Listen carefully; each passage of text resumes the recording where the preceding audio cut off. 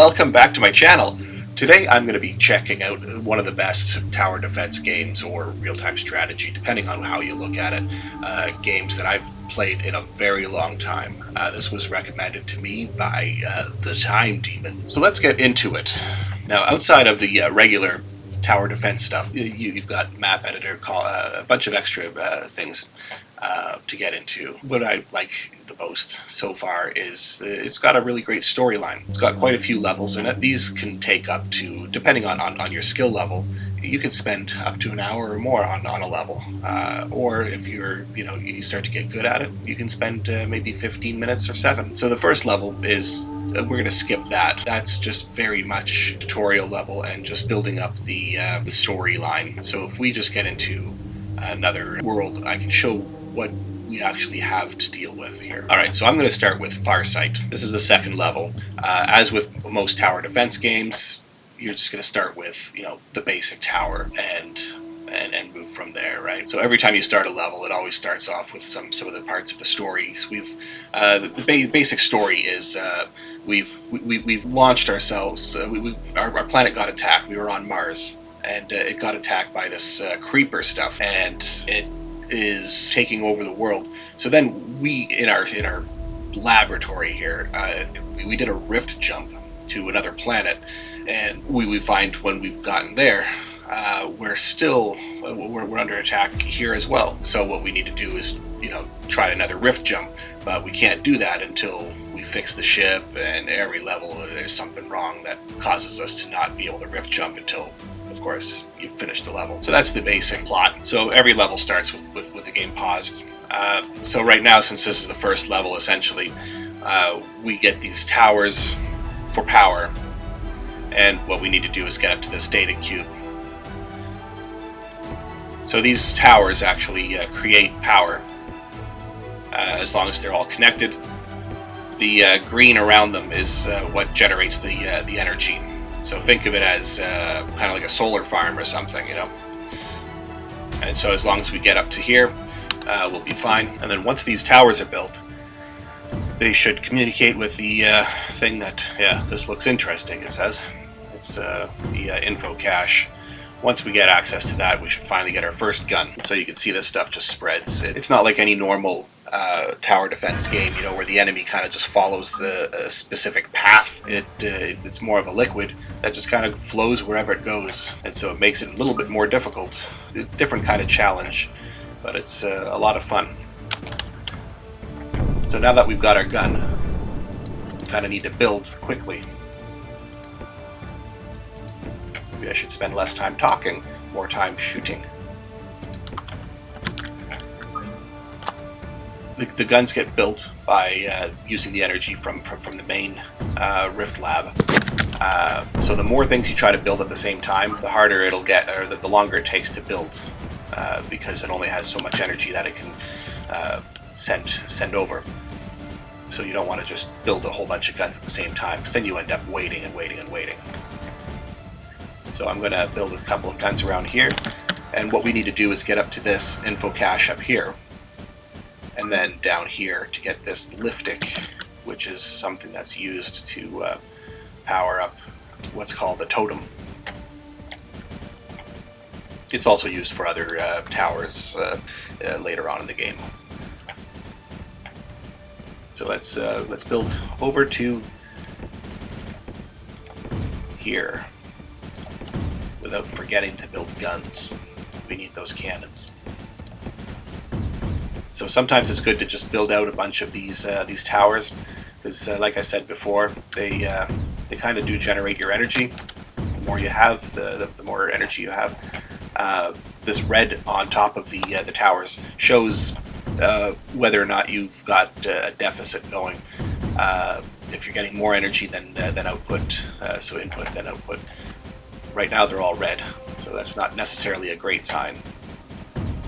But it is an early level, of course, so you're not really going to be always above board with the deficit. You can see we've changed. We're now no longer red. We're more yellow. It's also shown up here. You can see our use is up here. So we're getting closer to that 0. Oh, and we've just turned green here. All right, let's get some of these guns. Another thing I love about this game is you can move your towers. Not the towers, the electrical towers, but your cannons, things like that. You can actually move them, and they'll fly over.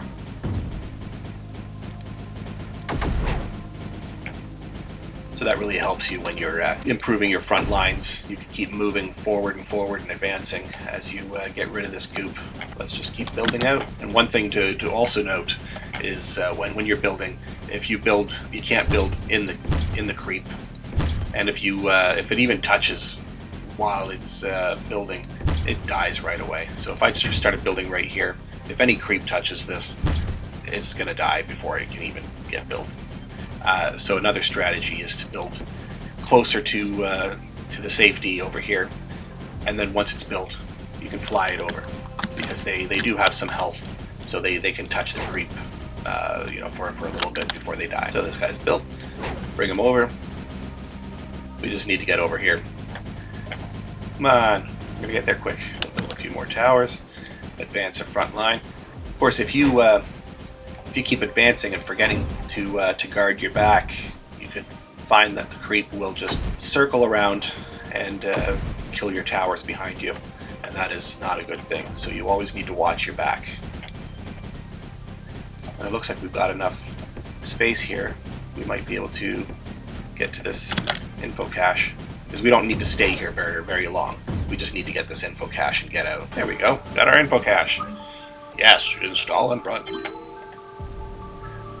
So every time you get stuff like this, it increases the amount of story that's going through. So it's kind of entertaining.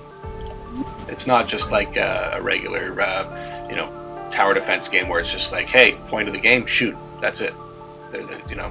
Lots of games have that kind of just stick you in there and bare minimum storyline. So it's kind of keeps you invested. So now these totems have appeared, and what we need is this what the aliens called liftic. So we got to get ourselves down there.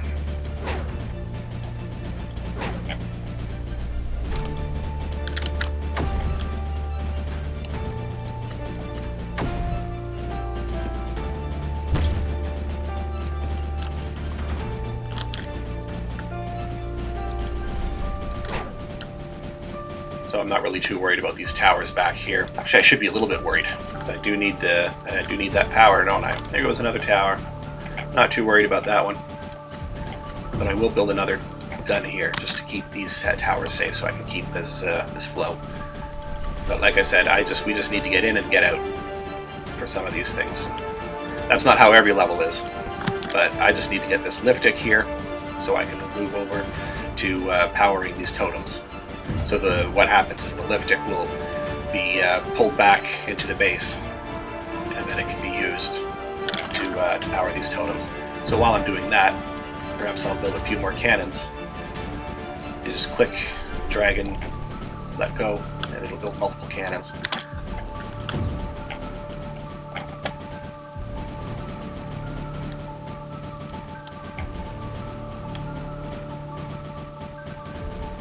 Actually, it looks like we do need to keep these towers safe. I thought this was just a get in, get out, but we got to actually keep this. This is just going to be a resource that gets pulled from when we actually get a chance to connect to our totems. So let's put that tower back now that I've got a cannon there to protect it. And these guys are all done, so we can start clearing a path. So sometimes you stick them right in the creep. By the time they've cleared it out, they're safe. You know, they lose a bit of health points, but they regenerate. So I can do the same thing down here. Just stick them right in there. There we go. We got the first totem powered up. Second totem's going to be powered up, and then we'll be done. Not bad for a first level. It really helps introduce you to the idea of what the creep is. And embarrassingly enough, on my first run in this level, I took way too long to get past this level. Like I'm talking like an hour or more. It was pretty bad. And so once you've finished the level, every level ends with a rift jump, and you're done. And so that's the story, or the story mode. I'm not going to go through every level because this isn't a playthrough, but if you want to see you've got extra, once you pass the story mode, or if you just get bored of it, or you just like hard things, or you want to get right into it, there's extra levels that are more challenging to play. So like you can just pop right into one and start playing. So you've got a lot harder stuff here. So I've never played this map before, so just unpausing it, let's just see how quickly things go. So this is an emitter. These guys start to actually create the creep. You didn't see that in the original level. They're introduced in later levels. It's starting with the second or third. This level doesn't look too bad. I almost want to try it, but I'm not going to get into it right now. But you can see we've got plenty of different structures. The weapons, nullifier is something that is used to stop the emitters or enemies from producing any more or doing whatever it is that they happen to do. Then you've got some air assault and some special towers. So you've got like something like a shield to protect yourself in certain situations. Platforms let you cross gaps. So you've got plenty of tools in your arsenal, and it's a lot of fun to get really stuck into this game. I spent hours playing this. And another mode, which I think is pretty cool, and my son loves it, is colonies. So this is where you find maps created by the community. But one of the great things, if you search for PAC, is you can play as Creeper. So as an example, and instead of playing as the humans, you actually get to play as the creep. So it starts off, you've got some, you start off with one emitter, and from there you end up having to try to create more. And you can only create it in the creep. So you can't just click it anywhere. So I can put it here, but it won't actually build until the creep is covered it enough to the point where it's good to go. So this is a pretty cool level. It's a lot of fun to play as the creep. In a way, sometimes it can be satisfying to just take over the entire level and fight off the humans. As you can see, the human played by a computer is much more efficient than a regular person would be, I guess. They just keep building and they're relentless. So if you like a challenge, definitely this is the type of level that you'd like to play. So considering it's not too much money on Steam right now, I think it's a good value, and I recommend it. It's especially if you like tower defense games or real-time strategy games, this might be right up your alley. I might do some more playthroughs, or you can also check out videos by the Time Demon. Played a few levels of this, or just search on YouTube as well. So I'll put a couple of links in the description. Something else that I forgot to mention is the ability to create maps. So let's just create map 1. Sure. You could change how large it is from a nice size map to something that's just massive. So let's just say let's go efficient. Why not? Create. And so once you're in here, you can just click editor. And you can select different options for the enemies, or for certain, put some rocks down, different types of rocks. You'll learn about what they do in the story. Pop some emitters in, whatever you want to do, and of course you can change the terrain, so you can add your mountains and whatnot. Clicking on the enemies, you can change how fast they emit. So if I change that to 50, it would be way too fast, obviously. So we can actually test out the map just by saving and playing. So it's a good way of adding extra playability to the game, especially if you want to just kind of challenge yourself. Sometimes it gives you something to do. So let's exit out of here, and I think I pretty much covered most of it here. Oh, there's also the Mark V. So this is a random mission generator. So again, adds a lot of playability to the game if you want to keep playing the game outside of the stories and not necessarily create your own maps or use maps somebody else has created. Then some randomness is always fun. So that is my quick review of Creeper World. I think you might enjoy it. Give it a try, and give me a like, subscribe, give me a comment. I appreciate the comments. Thank you when I do get a comment. I accept the constructive criticism. And if you've watched this far, make sure you check out the Time Demon, link below.